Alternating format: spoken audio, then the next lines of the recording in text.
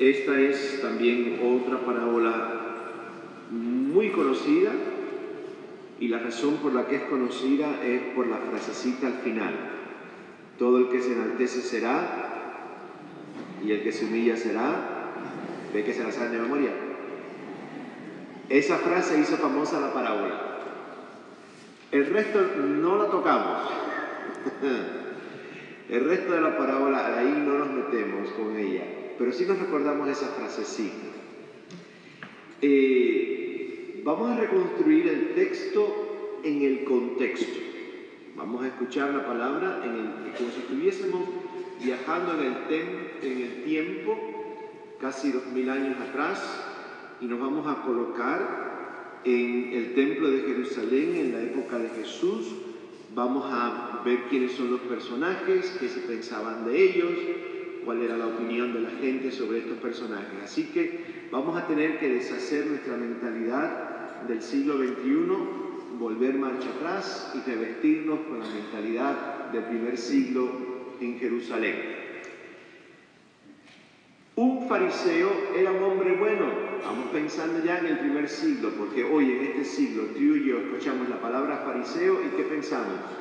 La primera palabra que nos viene a la mente, hipócrita. Esa es la primera palabra que nos viene a la mente, hipócrita. Quitemos todo eso y vamos a pensar.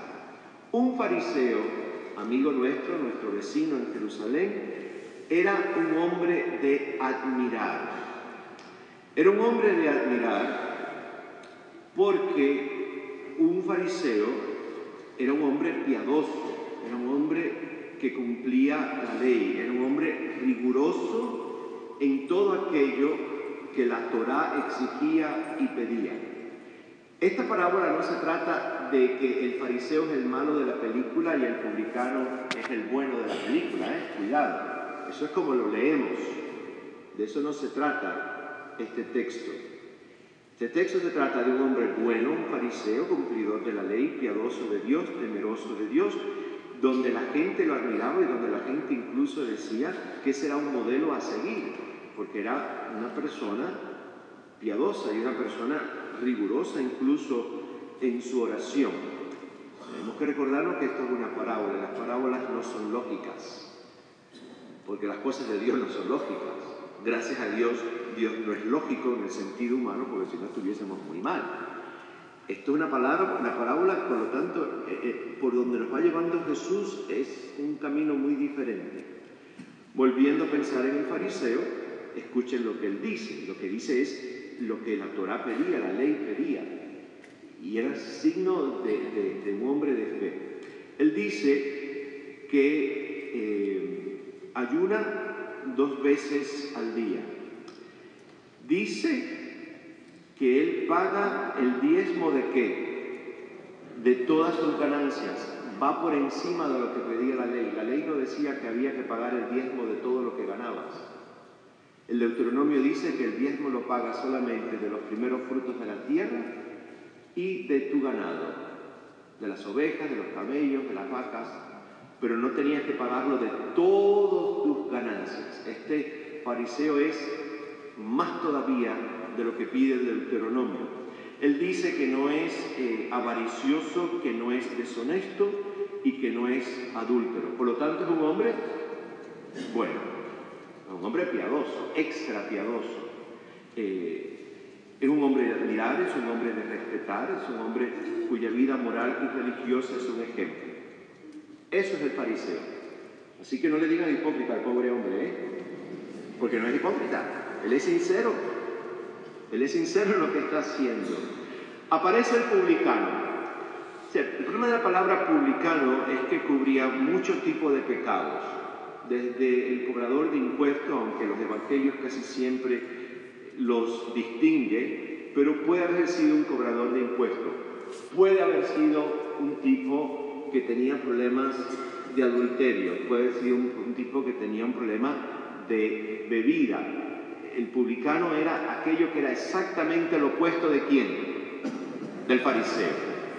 Era inmoral, era adúltero, era ladrón, todo el mundo le conocía sus pecados, por eso se llama publicano, porque todo era público, aquí no había nada que tapar. Al tipo lo conocían en la cuadra y sabían quién era el personaje.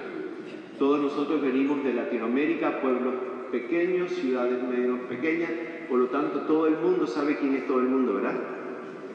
Todo el mundo sabe en la cuadra quiénes son los personajes. Este fue un publicano en la época de Jesús. La audiencia que está escuchando esta historia, esta parábola de Jesús, cuando Jesús les habla del fariseo, la audiencia que estaba escuchando habría dicho, un tipo bueno. Y cuando Jesús le decía, y en el templo había un publicano, decía, ¿y qué hacense metido en el templo? Si todos sabemos de qué patas cojea. ¿Cuál es la intención de Jesús entonces? De colocar a un fariseo, hombre piadoso y de fe, orando en el templo, y colocar en el templo a un tipo que es la candela, que es terrible, que es en buen venezolano una joyita, en cubano una joyita es alguien muy bueno, pero en Venezuela resulta que descubrí que es lo opuesto. Es tremendo el tipo. ¿Cuál es la propuesta de Jesús? El texto dice que el fariseo, curiosamente, tiene hasta una posición física, corporal en el templo. Dice que estaba erguido. Así que el fariseo está delante del Santo Santorum así, paradito, como se paran alguna gente en la iglesia, así. Aquí estoy yo, ¿no? Entonces, el fariseo, dice el texto, y aquí comienza el problema de este hombre bueno. Dice el texto que este hombre oraba así en su interior. Si tú lees esa frase en inglés dice más claramente cuál era el problema de la oración del fariseo. En inglés dice literalmente, este hombre se rezaba a sí mismo. Curioso, ¿eh? Ese hombre se estaba orando a sí mismo. Dios para este fariseo es un extraño. Dios está afuera observando lo que él está diciendo y lo que está haciendo. Su oración no es ni a Dios ni sobre Dios. Su oración es a él mismo y está hablando de quién, de él mismo. El problema del fariseo es que está concentrado profundísimamente en su propia persona, en sus buenas obras, ayuna 2 veces, el diezmo de todos sus ingresos, que no es avaricioso, que no es borracho, que no es adúltero. Está concentrado totalmente en su actividad de gracia, de bondad, todo lo que él hace. El fariseo tiene cero conciencia de la obra de Dios en su vida. El fariseo en ningún momento reconoce que eso es producto de quién, de Dios en su vida. Cero concepto de la gracia en su vida. El fariseo incluso parece implicar que porque él hace todo esto que la ley de Dios exige, Dios posiblemente él piense que Dios le debe algo a él. ¡Ja! ¿A quién se parece el fariseo? Díganlo. A nosotros, gente. Nosotros le pasamos la cuenta a Dios de todo lo bueno que hacemos, todo lo morales que somos, todo lo ortodoxo que somos, y ahora Dios me tiene que responder de alguna forma. El publicano ya sabemos que es la candela, la joyita del barrio. La oveja negra, pero es un hombre que se coloca, dice Jesús, no erecto, paradito delante de Dios. ¿Dónde dice Jesús que se lo colocó en el templo? Atrás. ¿Y cómo tenía el rostro? ¿Cuál es la posición física entonces de ese cuerpo y de esa cara? Un hombre roto. Es un hombre roto que entra en la presencia de Dios. Es un hombre que no puede traer nada a la oración, porque ni ayuna, ni paga el diezmo, Si es publicano, tendría problemas de adulterio, problemas de alcohol, problemas de gambling, de juego. Sabe Dios cuál era los trapos sucios del fariseo. No tiene nada del publicano, no tiene nada que llevar como el fariseo. Es un hombre que no tiene metas alcanzadas, ni morales ni espirituales. Es un hombre que no tiene nada con qué impresionar a Dios. No tiene una lista, no tiene un pedigrí como la del fariseo. Por lo tanto, es un hombre que piensa que Dios no le debe nada. Es un hombre que piensa que Dios no le debe nada porque él no tiene nada que ofrecerle a Dios. El publicano no va a comprar a Dios al templo. El publicano no va a hacer un intercambio con Dios. El publicano reconoce que es un hombre profundamente necesitado. Y por lo tanto la oración del publicano no es con él mismo, ni es sobre sí mismo. Su oración es una frase que ha permanecido en el eco del cristianismo. Es una frase que repetimos muchas veces. Dios mío, apiádate de mí, que soy un pecador. Esa frase permanece en el aire.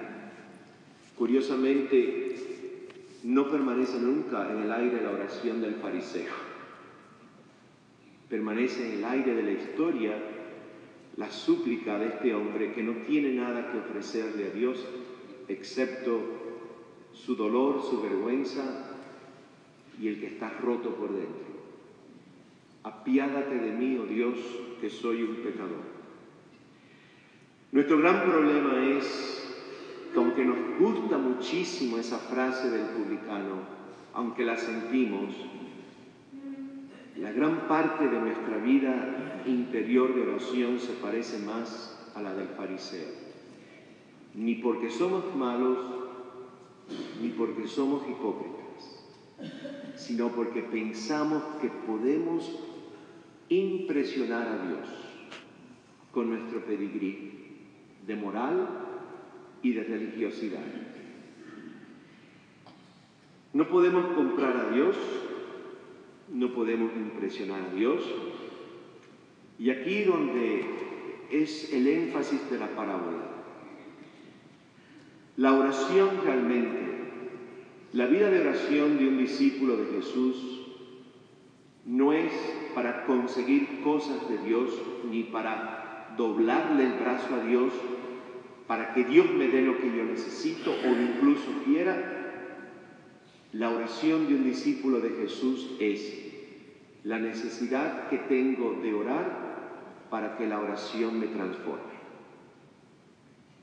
La razón por la única que oramos no es para sacarles cosas a Dios, sino para que Dios nos cambie.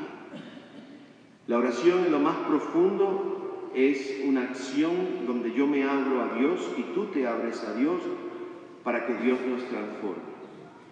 Y transformar es tomar la forma de Jesús, empezar a sentir como Jesús, empezar a reaccionar como Jesús, empezar a ver, a escuchar, a empezar a hacer las opciones de Jesús, ver la vida como la vio Jesús, tener la compasión de Jesús. Esa es la única razón por la que oramos. Para que el Espíritu de Cristo nos transforme. No para sacarle cosas a Dios, presentándole a Dios la lista de todo lo bueno que hemos hecho. Y el corazón de esta parábola es esta frase.